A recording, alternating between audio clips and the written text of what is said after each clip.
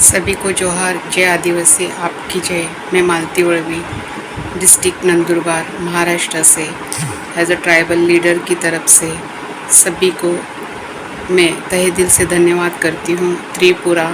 त्रिपा party अंतर्गत जो candidate खड़ा किया गया है विधानसभा उपचुनाव के लिए, 70 साल आज़ादी के बाद आज आदिवासी समाज को महाराजा त्रिपुरा के जो है उनको खड़ा किया है।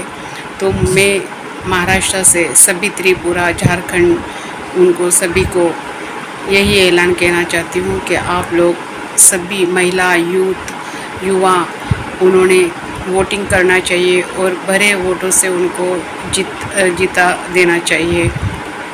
और डेविड जो यूथ लीडर का जो त्रिपुरा में काम कर रहा है, उसका भी तहे दिल से धन्यवाद देती हूँ।